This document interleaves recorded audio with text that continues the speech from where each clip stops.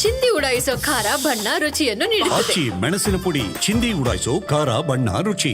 ಲೋಕಾಯುಕ್ತ ದಾಳಿ ವೇಳೆ ಅಪಾರ ಪ್ರಮಾಣದ ಚಿನ್ನಾಭರಣ ಪತ್ತೆಯಾಗಿದೆ. ಬಾಗ್ಲಿ ಮಾರುತಿ ಅಂತ ಹೇಳಿ ಆ ಅಧಿಕಾರಿಗಳು ದಾಳಿಯನ್ನು ಮಾಡಿರುವಂಥ ವ್ಯಕ್ತಿಯ ಹೆಸರು ಮಾರುತಿ ಬಾಗ್ಲಿ.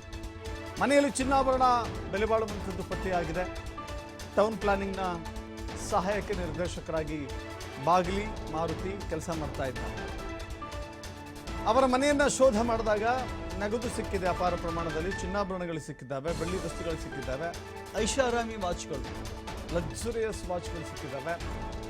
ವಸ್ತುಗಳ ದಾಖಲೆ ಕೇಳ್ತಾ ಇದ್ದಾರೆ ಲೋಕಾಯುಕ್ತರು. ಅವರು ಆಸ್ತಿ ಮಾಡಬಾರ್ದು ಅಂತಲ್ಲ, ಸರ್ಕಾರಿ ಅಧಿಕಾರಿಯಾಗಿ ಆಸ್ತಿ ಮಾಡಬಾರ್ದು ಅಂತ ಯಾವ ಕಾನೂನಲ್ಲೂ ಇಲ್ಲ. ಆಸ್ತಿ ಮಾಡಿದ್ರು ಕೂಡ ತನ್ನ ಆದಾಯವನ್ನು ಮೀರಬಾರ್ದು. ತನ್ನ ಆದಾಯ ಎಷ್ಟಿರುತ್ತೆ ಅಷ್ಟರ ಒಳಗಾಗಿ ಎಷ್ಟು ಬೇಕಾದ್ರೂ ಆಸ್ತಿ ಮಾಡಬಹುದು.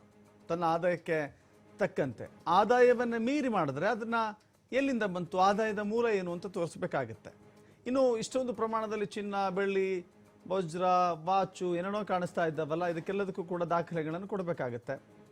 ಎಲ್ಲಿ ಖರೀದಿ ಮಾಡಿದ್ದು, ಹೇಗೆ ಪೇಮೆಂಟ್ ಮಾಡಿದ್ದು. ಯಾಕೆಂತ ಹೇಳಿದ್ರೆ ಇದನ್ನು ನಾನು ಕೊಂಡ್ಕೊಂಡ್ಬಿಟ್ಟಿದ್ದೀನಿ, ನನ್ನ ಸ್ಯಾಲ್ರಿ ಎಷ್ಟಿದೆ, ಸಂಬಳ ಎಷ್ಟಿದೆಯೋ ಅದರ ವ್ಯಾಪ್ತಿಯಲ್ಲಿ ಅದರ ಒಳಪಟ್ಟು ನಾನು ಖರೀದಿ ಮಾಡಿದ್ದೀನಿ ಅಂತ ಹೇಳಬಹುದು. ಆದರೆ ಇದನ್ನು ಖರೀದಿ ಮಾಡಿದಂಥ ಸಂದರ್ಭದಲ್ಲಿ ಪೇಮೆಂಟ್ ಮಾಡಿದ ರೀತಿ, ಆನ್ಲೈನ್ ಮಾಡಿದ್ರಾ, ಚೆಕ್ ಕೊಟ್ರಾ, ಕ್ಯಾಶ್ ಕೊಟ್ರಾ, ಅದೆಲ್ಲಿಂದ ಬಂತು, ಹೀಗೆ ಪ್ರತಿಯೊಂದು ಮಾಹಿತಿಯನ್ನು ಕೂಡ ನೀಡಬೇಕಾಗುತ್ತೆ. ಮಾರುತಿ ಬಾಗ್ಲಿ ಆ ಎಲ್ಲ ದಾಖಲೆಗಳನ್ನು ಒದಗಿಸ್ತಾರಾ ಇಲ್ವಾ ನೋಡಬೇಕಾಗಿದೆ. ಅವರ ನಿವಾಸವನ್ನು ಕೂಡ ನಿಮಗೆ ತೋರಿಸ್ತಾ ಇದ್ದೀವಿ. ಬೆಂಗಳೂರಿನ ನಿವಾಸ ಇದು.